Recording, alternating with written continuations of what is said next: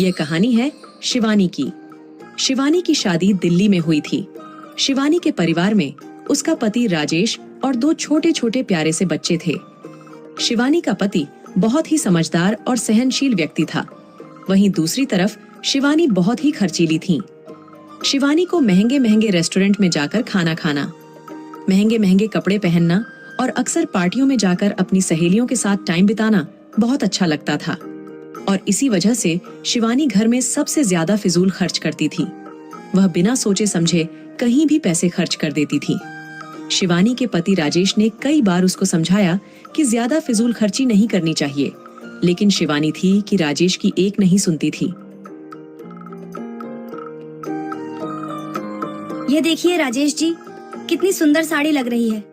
शिवानी, अभी अगले हफ्ते ही तो तुमने 2 साड़ियाँ खरीदी थी, फिर तुमने ये तीसरी साड़ी क्यों खरीदी? तुम्हारे पास तो बहुत सारी साड़ियों का कलेक्शन है। राजेश जी, आप तो खामोका ही मुझ पर नाराज हो रहे हैं। मैंने इसे कम दाम में खरीदकर बचत ही तो की है। अगर बाद में इसको खरीदती तो मुझे इस पर 50% ऑफ नहीं मिलता। ये ऑफर बस आज के लिए ही था। शिवानी, तुम क्यों नहीं समझता? ये उनकी मार्केटिंग करने का एक तरीका होता है जिससे वह कस्टमर को अपनी तरफ आकर्षित करते हैं, और डिस्काउंट के चक्कर में कस्टमर अक्सर वह चीज भी खरीद लेते हैं जिनकी उन्हें बिल्कुल जरूरत नहीं होती। और शिवानी, तुम्हारे पास इतनी सारी साड़ियां हैं, फिर तुमने ये 50% ऑफ के चक्कर में क्यों पैसे बर्बाद किया? राजेश जी, ये कैसी बातें कर रहे हैं? भला मैंने कैसे पैसे बर्बाद किया? और आप तो ऐसे ही कह रहे हैं। कहाँ मेरे पास इतनी सारी साड़ियाँ हैं। अच्छा, अभी कुछ महीने पहले ही तो तुमने अपनी बहन की शादी में इतनी सारी साड़ियाँ खरीदी थी। वह साड़ियाँ कब पहनोगी? वह साड़ियाँ तो पुरानी हो गई है। उनका तो फैशन भी चला गया। अगर मैं वह साड़ी पहनकर बाहर जाऊंगी, तुम मेरी फ्रेंड समझेगी मैं बहुत आउटस्टैंडर हूँ। अब वह साड़ी पहन के मैं बाहर नहीं जा सकती राजेश जी, इसलिए मुझे कुछ नई साड़ियाँ चाहिए थी तो मैंने खरीद ली। अब प्लीज आप मुझे हर बार पैसे बचाओ का ज्ञान मत दिया करो। शिवानी, तुम कब समझोगी? अगर हम सेविंग करेंगे तभी तो हम अपना फ्यूचर अच्छा कर सकेंगे। अगर हम अभी ही सारे पैसे खर्च कर देंगे तो हमारे फ्यूचर के लिए कुछ नहीं बचेगा। और तुम्हें बच्चों का भी तो सोचो ना, हमें इनके लिए सेविंग करनी होगी। राजेश जी, अभी तो बच्चों को बड़े होने में बहुत टाइम है। आप खामखा टेंशन ले रहे हैं। आप टेंशन मत लीजिए। आप यहाँ शांत होकर सोफे पर बैठिए। मैं आपके लिए गर्मा गर्म कॉफी बनाकर लाती हूँ। कॉफी पीते ही आपका मूड बिल्कुल फ्रेश हो जाएगा। इस तरह शिवानी राजेश की बातों को टालते हुए वहाँ से चली जाती है।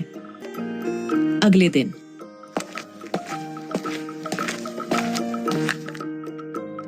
राजेश जी, मुझे 5,000 रुपए की जरूरत है। घर का कुछ राशन लाना है। पर शिवानी, मैंने अगले हफ्ते ही तो तुम्हें 5,000 रुपये दिए थे। हाँ, दिए तो थे राजेश जी। घर के खर्चे बहुत होते हैं और महंगाई भी तो कितना बढ़ गई है।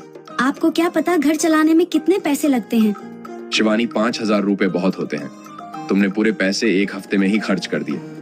राजेश जी, आप तो ऐसे बोल रहे हैं जैसे मैंने सारे पैसे अपने ऊपर ही खर्च कर दिए हों। उन पैसों से सबसे पहले मैंने घर का सारा सामान खरीदा था, और जो पैसे बचे थे उससे फिर मैं अपने लिए साड़ी लेकर आई थी। घर का सारा सामान लेने के बाद जो पैसे बचे थे उसे तुम बचा कर भी तो रख सकती थी ना। राजेश जी, आप तो ऐसे कह रहे हैं जैसे वह बहुत मोटी रकम थी। बस थोड़ी सी पैसे बचे थे जिसकी मैं साड़ी खरीदी, और वह भी 50% ऑफ में। अब आप ऐसी बातें ना करें, जल्दी से मुझे 5,000 रुपए दें। राजेश को शिवानी को फिर से 5,000 रुपए देने पड़ते हैं। शिवानी बाजार जाती है और वहाँ से राशन का सारा सामान खरीदती है। अपनी आदत से मजबूर शिवागी इसके बाद कुछ ऐसे सामान भी खरीदती है जिसकी बिल्कुल जरूरत नहीं थी। इसके बाद उसके पास कुछ पैसे बच जाते हैं और उसे एक जूतों का शोरूम दिखता है। उस शोरूम में उसे एक जूता बहुत ही ज्यादा पसंद आ रहा था। शिवागी शोरूम में जाती है और वहां से वह जूते खरीद लेती है। जूते खरीद कर वह घर आती है। घर पर राजेश सोफे पर बैठा था।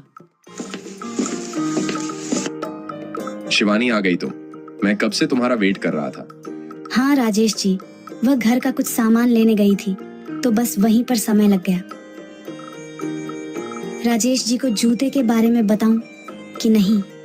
अगर बता दिया तो खामखा मुझ पर बरस पड़ेंगे। नहीं, मुझे इनको कुछ नहीं बताना चाहिए। मैं इन जूतों को चुपचाप ले जाकर अलमारी में रख देती हूँ। मम्मी, कल टीचर ने स्कूल की फीस मंगाई है। कल आपको स्कूल में फीस जमा करने आना होगा। ठीक है मेरे बच्चों, कल स्कूल छोड़ने तुम्हारे साथ तुम्हारी मम्मा भी चलेगी और वहीं पर तुम्हारी टीचर को फीस की जमा कर देगी। ठीक है, अब तुम दोनों जाओ और खेलो। सुनिए, बच्चे कह रहे हैं कल उनके स्कूल की फीस जमा करनी है। लाइए 2000 रुपए दीजिए। शिवानी, कल ही तो मैंने तुम्हें पैसे दिए थे, उसमें से दे दो। जी, वह पैसे तो खर्च हो गए। ऐसा क्या किया जो सारे पैसे खर्च कर दिए? जी, घर का सामान लाना था, बस उसी में खर्च हो गए। शिवानी, मैंने तुम्हें कहा था ना कि तुम्हें जितनी जरूरत होगी वह उतना ही सामान लेना। हाँ जी, मुझे सब याद है। जितनी जरूरत थी मैंने उतना ही सामान लिया था, लेकिन घर के भी कुछ खर्च होते हैं। आप नहीं समझेंगे, घर मैं चलाती हूँ ना, इसलिए इस बारे में मैं आपसे बेहतर जानती हूँ। अब जल्दी से आप मुझे पैसे दीजिए। राजेश इसके आगे कुछ नहीं बोल पाता और वह शिवानी को 2000 रुपए दे देता है। एक दिन की बात है, राजेश को बस की टक्कर लगने की वजह से सड़क दुर्घटना में एक्सीडेंट हो जाता है। वहाँ के कुछ लोग मिलकर राजेश को अस्पताल पहुँचा देते हैं। अस्पताल से शिवानी को एक कॉल आता है और राजेश के बारे में बताया जाता है। यह सुनकर शिवानी घबरा जाती है। गाइस, हमारे चैनल को सब्सक्राइब करें और लाइक करें और पार्ट 2 के लिए हमें सब्सक्राइब कर लीजिए। जल्द ही पार्ट 2 आएगा इसका।